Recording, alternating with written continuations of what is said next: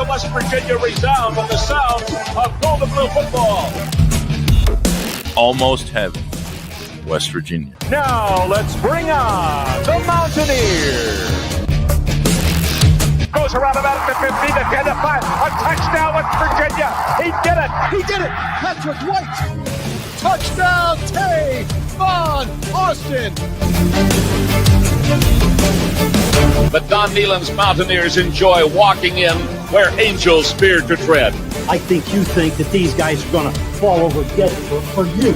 Well, I got news for you. They're going to punch you right in the mouth. It's Mountaineer pride. Nothing cheap, nothing dirty, but West Virginia football. West Virginia football. We've no doubt tonight they shouldn't have played the old Dome Blue. Not this night. They've done it. They've done it.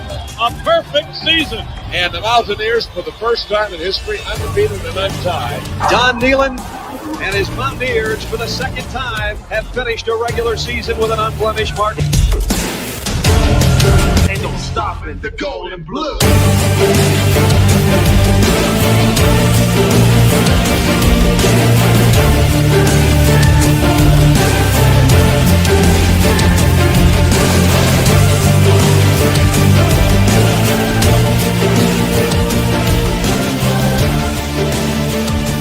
It is a great night to be a Mountaineer, wherever you may be.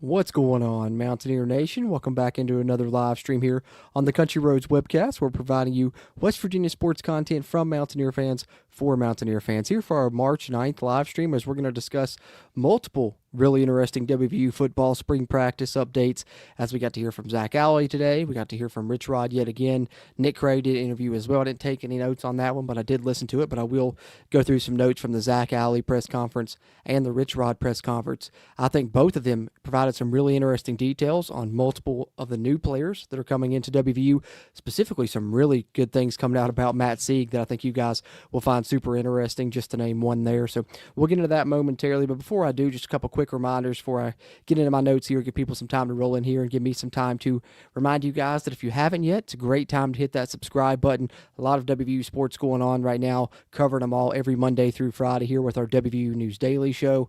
Plus, we'll be having plenty of these live streams coming at you, talking WVU football and WVU basketball moving forward through spring practice, through the Big 12 tournament and the basketball side. All of those things we'll be talking about. And, of course, we'll be here after every press conference throughout the spring to talk about it, break it down, and plenty of football coverage coming here through the spring. That helps me out on the channel. You can also help out by hitting that thumbs up button. Giving this video a like helps it hit that YouTube algorithm so we can find other WVU football fans like you and me. And then just lastly, if you want to send your thoughts, send some questions in. I'll try and get to some of those there at the end. Of course, I'll hit on all of them from channel members. And if you want to make sure yours gets addressed, you could also send it as a super chat. I'll get to those for sure, and then I'll get to as many as I can in addition to those as well. But that being said, I do see Devil Dog in here. What's going on, Devil Dog? Appreciate you, man. He has the nice little reminder there, like, share, and subscribe. Always things that really help me out here on the Country Roads webcast. So with that spiel of mine out of the way, let's get into talking a little bit about these press conferences. We're going to talk about Zack Alley's first, then we'll get into Rich Rod's after that. So got a one page of notes from Zack Alley's, and actually just have, I think, just a full page for Rich Rod. So not quite as many as I had last time, but we got two to talk about. So probably around the same length as the last live stream here we did during the spring. So let's talk some Mountaineer football, guys. Zack Alley's press conference today, one of the interesting tidbits that I took away was that they were able to install the defense pretty much already in winter in the team meetings and do some walkthrough stuff to go over it, so that now, yes, they're kind of installing it again here in the spring, but it's their second time going over it. So instead of it being, the initial install right here, they kind of completed that throughout the winter. So they kind of got a leg up on that side of things, because we know the defense doesn't return, very many starters at all. There are some players back that have played here a lot, but no real, starters coming back, especially in the secondary. That's almost completely overhauled. So getting a leg up on that install, I think, was a good move from them. He also said that after they get deeper into spring practice, that's when they'll kind of learn about which players can do what, who fits best at which position. And I think that's when we'll see some adjustments be made, to not only your potential starters of who lines up where, but that's when you get into your sub packages and things like that as well. And, once they do that, that'll help determine what packages and plays they feel, most comfortable with, and they can decide to kind of hone in on those in the second half of the spring. So, to put it in kind of simpler terms, this first half of the spring, more or less kind of trial and error, seeing what they're good at once they get everything installed. And then the second half of the spring, they kind of narrow it down and say, hey, this is what I think with this group of guys, this is what I think fits best for them, these packages, these plays, let's hone in on those, get good at these, work those in the back half of spring, continue to work on those, leading up to the fall as well, which is a good strategy. He was asked about, recruiting defenders, what kind of he prioritizes, and he said he feels like athletic ability is first and foremost for him, having, someone that's a really good athlete, great athleticism, because he feels like that they are able to teach the other stuff that they need in this defense. He goes on to talk about Ben Cutter. He mentioned Ben Cutter a couple of times throughout his press conference, but one of the quotes that stood out to me about Ben Cutter was that he wants him to be a team captain, / leader, not only in the linebacker room, but on the whole defense, as he wants him to know, where everyone is supposed to be on any given play that they run. So definitely seems like he's putting a lot on Ben Cutter and has high expectations for Ben Cutter in that linebacker room. Of course, also mentioned Ashton Woods, Cam Torber. Those are guys that are returning as well. But Ben Cutter, of course, been here the longest of any of those guys in that room as he's stuck with WVU throughout his career. He also said he feels like they improved the team speed on defense, which I think is big, something that we all can probably agree that West Virginia needed was to improve that team speed. And then an interesting tidbit on Toby Hostrop as we get into talking, about multiple of those new players, as I teased there in the thumbnail. We got some really good details on some of the new players here that WVU has added. Toby Hostrop being one of those, the edge rusher, defensive end, whatever you want to call it there, coming over from Oregon. And we knew that he had, great athletic ability. He was highly sought after coming out of high school. But he's got some brains to go along with that athletic ability, as Zack Alley revealed that he's studying neuroscience and wants to be a neurosurgeon. So, just add a little bit more, to the impressive pro list of abilities that Toby Hostrop brings to the table here for WVU. And he says the defense achieved their goal of getting bigger by adding more size and athleticism. He said that was his number one thing that he wanted to add in the offseason was length. And I think you can see that with a lot of the players West Virginia added in the secondary, as he specifically mentioned, length on the edges there with the corners. Felt like they were in good position at times last year. He actually referenced the final game of the season where they were in good position defensively, but the receiver just went up and mossed them and made the play because they didn't have the length. And I think you see them trying to combat that, definitely going out and achieving that number one thing that Zack Alley felt like he needed to be successful with, adding more length, as you see it with, Rayshawn Reynolds, Damon Allen, and the other JUCO corner whose name's escaping me right now. All of those guys right there, Damari Williams, that's the other one. He's the safety. Damon Allen and Rayshawn Reynolds being the corners, all at least 6'3". Chom's Giant that you brought in, 6'4". A lot of the high school guys you brought in have length, so they definitely accomplished that goal in the secondary and really across the entire defense, getting more size and athleticism in the mix, which I think will help with the productivity this year. And then we had his quotes on Matt Sieg, which are interesting, but wait till you hear what Rich Rod had to say about Matt Sieg when we get to his momentarily. But when Zack Alley was asked, he said, mentioned that Matt Sieg is an incredible athlete and a person. And, he shared a little story about him showing up early every day, like at 6 a.m. to, catch balls. I'm guessing he means out of the jugs machine, or maybe he means running routes. Either way, he said he shows up at 6 a.m. to catch passes as a receiver and then comes to practice and plays safety on defense. And, he's a really hard worker to go along with being an incredible athlete and person. And then the last quote I have here, or last note I have from Zack Alley's press conference before we get into Rich Rod, is that they are still deciding which DBs will line up where in certain packages. For example, who may play corner, who may play nickel, who may play safety, etc., which is kind of what I was expecting, especially when I talked about the roster previously, and I thought that, seeing three really talented guys all at nickel with, Andrew Paladrell, Jameer Latimer, Malik Hawkins, just to name a few. I was kind of surprised by that. I wouldn't be surprised to see, one of those two guys end up playing outside corner. Maybe one of those lengthy outside corners ends up playing safety. We'll just have to wait and see how that breaks down. And I think that'll be something that we follow probably up until the fall. So that's what I had on Zack Alley's press conference. Some pretty good details, but we get into some really juicy stuff here when we get into Rich Rod's press conference, which we're going to go ahead and dive into now. See some more people popping in here. I just want to remind you guys, if you got any questions, comments, throw them in there in the chat. I'll get to them after I go over my notes from the press conference. Of course, I'll hit on all channel member comments first, and then if you send a super chat, that'll guarantee yours gets addressed as well, but I'll try and hit on as many as possible towards the end of the stream here as we highlight, today's details shared by Zack Alley, and now we're going to highlight the details shared by Rich Rod, and we got some really fun updates on some of the new players to get into here from Rich Rod's press conference, especially the final thing he talks about here with Matt Sieg. Really excited me, really impressed me, and if you weren't excited and impressed enough by Matt Sieg, I think you will be by the time we get around there. So enough of me teasing it, let's get into it. Rich Rod said they moved around better on day 2, even though they're still currently in shorts. The first day in pads is coming up on Wednesday, so the March 11th practice will be the first practice that they're in pads. And this was a good tidbit as well. He said that they've broken pretty much all the weight room records, during the winter workouts. I think he said except for like 2, they've broken pretty much all the weight room records. So definitely getting a lot stronger and brought in some really powerful guys this offseason, new guys to the program, and the guys that they had, previously they returned, they've developed, put on more weight, got a lot stronger, a little bit more size to them, which is all good. He said he believes a lot of the freshmen will play this year. And, he talked about, in today's day and age, if you're targeting someone to come into your class as a true freshman, you're kind of expecting and hoping they will play, because he said he's not recruiting freshmen to redshirt them. In today's game, it's kind of a hard thing to do. He's not to say that some won't end up redshirting, but, if he recruited you, he believes it's because you can play, from the time you get on campus, which I think is good. And that also speaks to the quality of the class that we brought in. I know a lot of people were trying to say it was high rated just because of our quantity, but I think that all of those, 39, 40 guys that we brought in are pretty good quality players. And that statement right there goes a long way in showcasing that.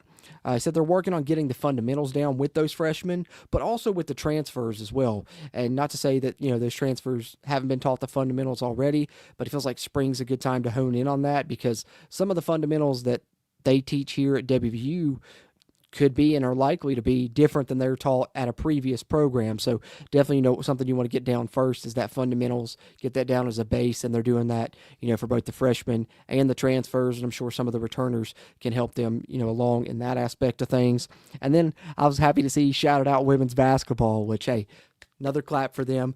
Talked about them this morning in the WVU News Daily Show, which be sure to check that out. If you guys aren't putting that out every weekday here, Monday through Friday, you can get updated on all WVU sports news here with our WVU News Daily Show that comes out every morning here on the channel as a pre-recorded video.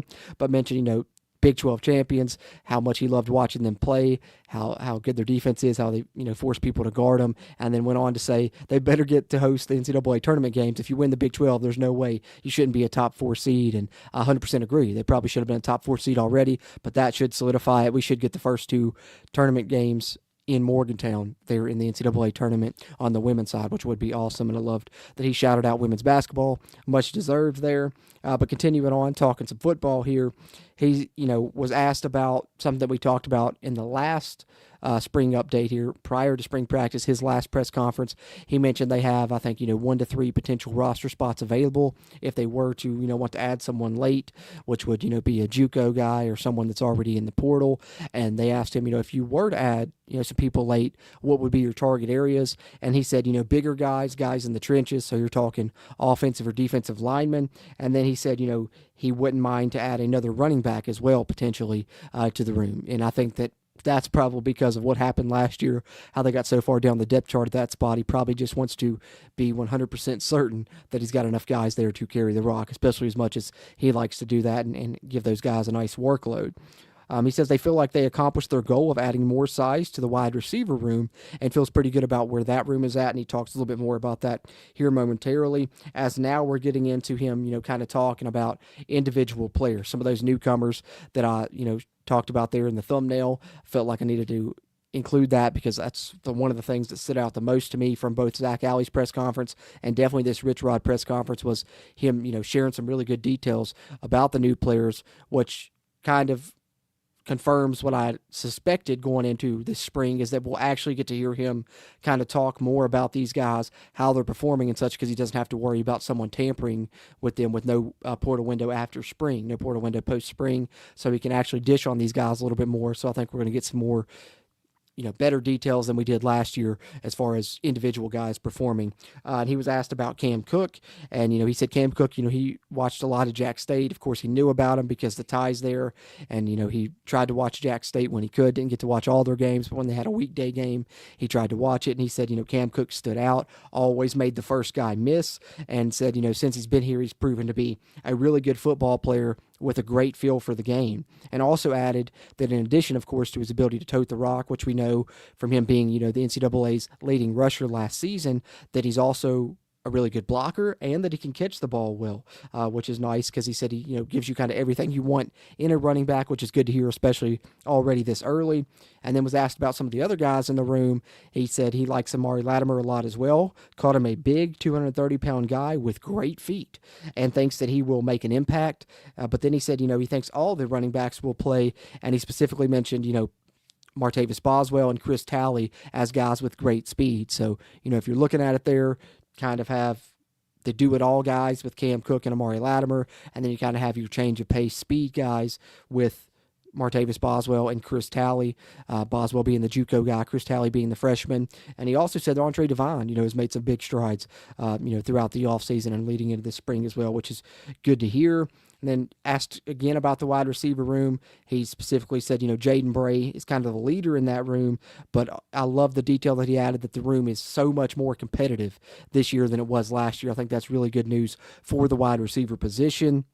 And then talked a little bit about pass rushers and said, he feels like they have 5 or 6 guys that can all play. They all expecting all 5 or 6 of those pass rushers to play this season. And, didn't specifically name who they are, but, we can probably guesstimate some of those, Toby Hostrop, Zeke Durham-Campbell, Jeremiah Johnson. That's off the top of my head there, those 3 for sure. I think we'll play. I know there's another one we brought over, Harper Holloman, probably is a 4th one there. So, you're getting close to that 5 or 6 guys right there with those, not to mention some of the ones that return. And then previously, I think it was on my last roster update that I did here on the channel, I talked about how the name of the position on the university's official website changed from bandit to edge rusher, and I think we got some details on why that is, because they're changing the defense a little bit from having, a defensive end that lines up on one side always, and then the bandit that lines up on the other side always, to instead they want their defensive ends to be able to play on either side, because before it was kind of the designation of defensive ends on this side, bandits on this side, and the bandit was the one that was designated as being the one that could potentially drop back into coverage as well instead of just being a pass rusher.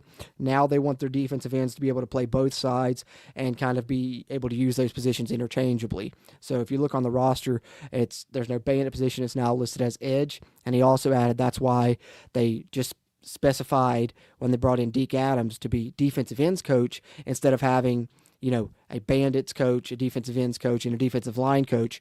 Now, Deke Adams is going to coach those outside guys. Previously would have been your defensive end and your bandits. Now just your edge rushers will be coached by Deke Adams, and William Green coaches all the interior D-line positions there, your D-tackle and nose tackle mainly there. So that is the change there. I was kind of wondering why they changed the name from bandits to edges, but that makes a lot more sense now with the way that they're kind of switching up the scheme a little bit, which I think we saw that kind of starting to come in a little bit last season when West Virginia was playing, D-ends and bandits, simultaneously. You would have, either Devin Grant and Braden Siders on the field, or Devin Grant and Jamori Robinson on the field last year. So I think that change kind of reflects a little bit of what they were doing later in the year with their scheme, and that's going to continue this year and maybe even be amped up and ramped up a little bit to do it more so. And then this is what I'm talking about, guys. This is the juicy stuff right here, this last little bit, which is the final piece of the notes that I have here from Rich Rod's press conference. Man, this is going to get you really excited about Matt Sieg because, I thought, and a lot of you guys thought as well, and it may still be the case, we knew that they had said he could play either side of the ball, but we all kind of were expecting, well, probably not in year one. He's probably just going to play, defense in year one and, work into playing offense, whether it's later in the year or if it's in year two for him. I don't know if that's going to be the case anymore. I'm starting to think that they're going to get him on the field any way that they can by, Zack Alley having some high praise for him, and then Rich Rod right here really dished and had some good things to say. So this is what he had to say about Matt Sieg. As he said, he still thinks he could play both sides of the ball, and actually, and when they were doing, some of their skill work, they already have had him running routes out of the backfield, one day just during skill work, not in, 11-on-11 situations or anything like that. But he said he thinks that he will play a big role on defense this year, so they're concentrating on that first here early in the spring. But he said towards the end of the spring, they will have him play and work on offense some. And he was asked, which positions that they thought that he could play. He said, probably running back or slot. But what threw me for a loop was that he said, he maybe even could line up at quarterback in certain packages as well, because he has, that athleticism to his game and those abilities as well. And, he said it's not a wildcat because, our whole offense kind of utilizes running quarterbacks. And he said, when he'd come in, it might be a smaller package, but he'd be running the same plays that the other guys would run. So, that's pretty high praise that you mentioned, potentially even lining up at quarterback, which Rich Rod did say, that's a lot to learn. So maybe not this year, but he definitely, said running back and slot. And of course, we know he's going to be playing safety on defense primarily, but he also went on to detail he's in the mix to be the starting kick returner and punt returner as well. So we're going to see Matt Sieg potentially all over the field. We're definitely going to see him on defense year one. I think we'll probably see him on special teams, whether he's the return man or not. And then offense remains to be seen, but the fact that they're already going to work on it here in the back half of spring, I think is definitely, a good omen for that potentially happening this year, probably sooner than we all expected. So that really got me excited, and some of these notes that they had on a lot of the new players, I really like to hear that. And I definitely think Matt Sieg's going to have a breakout year, even being a true freshman. West Virginia's going to have those freshmen that play, as Rich Rod mentioned. That's why he brought those guys in. You're going to see Kevin Brown play this year. You're going to see Matt Sieg play this year. You're going to see Amari Latimer play this year.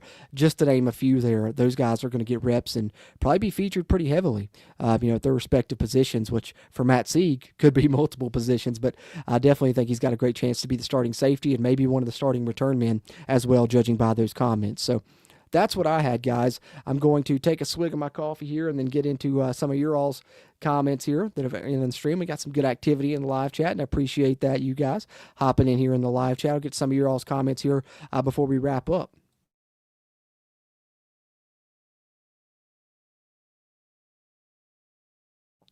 All right.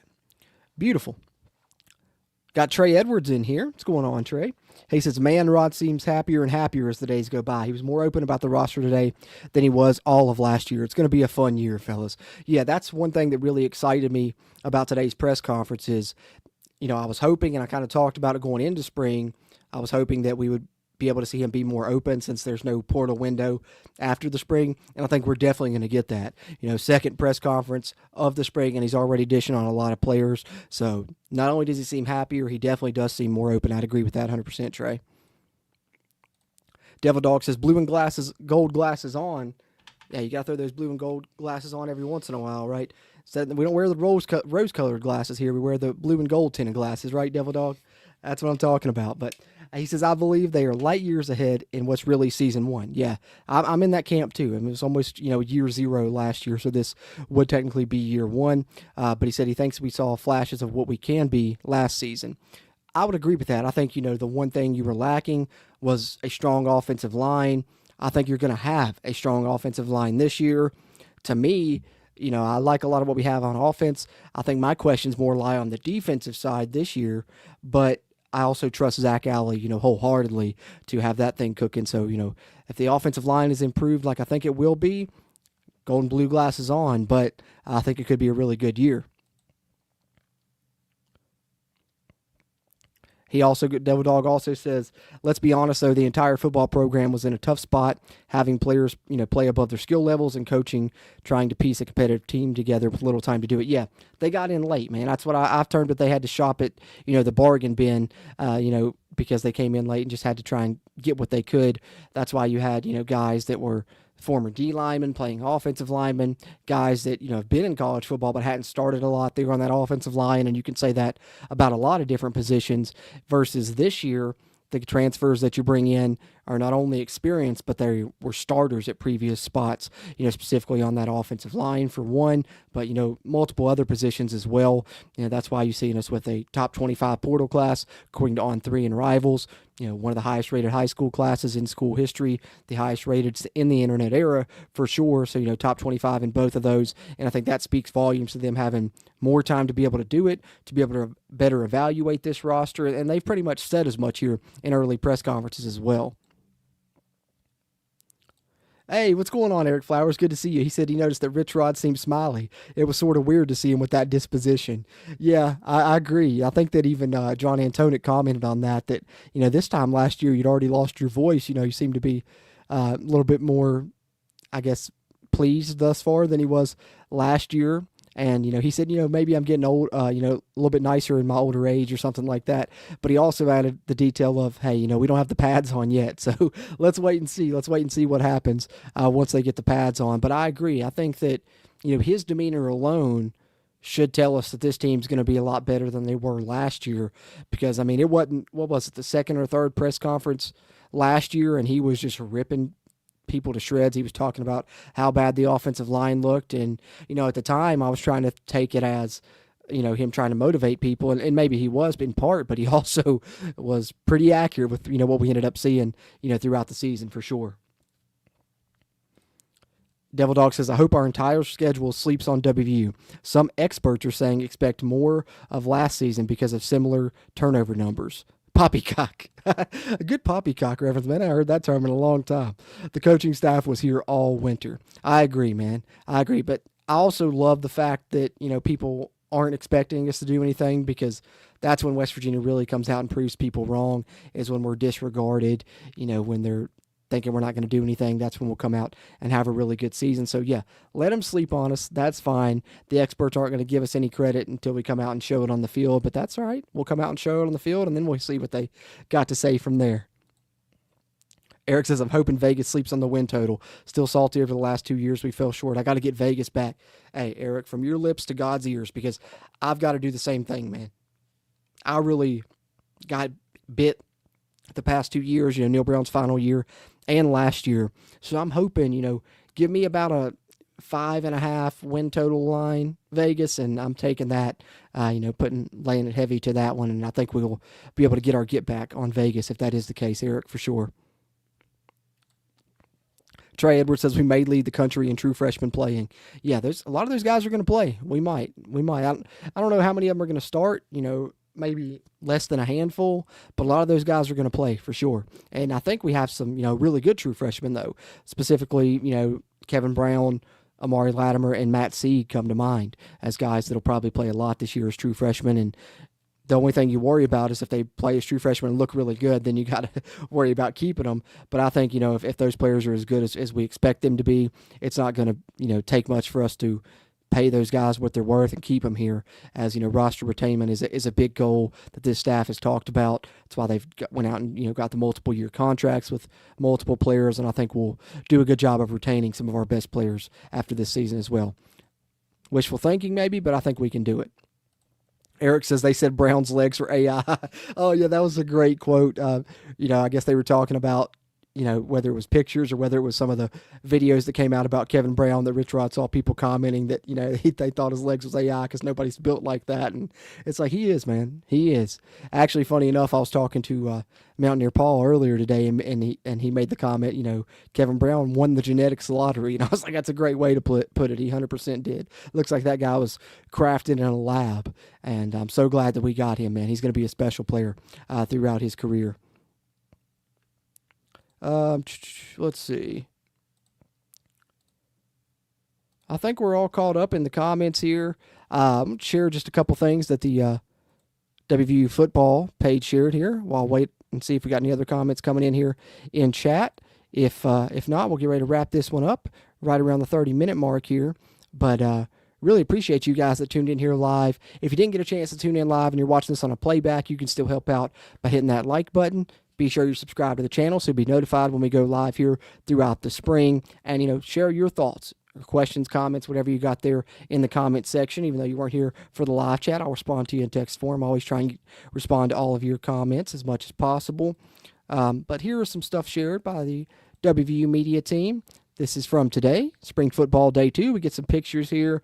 Michael Hawkins running the rock there, it looks like. I think looks like Landon Livingston in there blocking. Can't quite tell any the other numbers, but it looks like we get Michael Hawkins and Landon Livingston in there for sure. Hitting the sled there. And then I believe John Nider there. Looks like he just caught a pass and trying to take off running on that one. And then we had this shared from, earlier when spring practice started over the weekend, but a nice little 30-second video. Get some glimpses here and play this for you guys before we wrap up.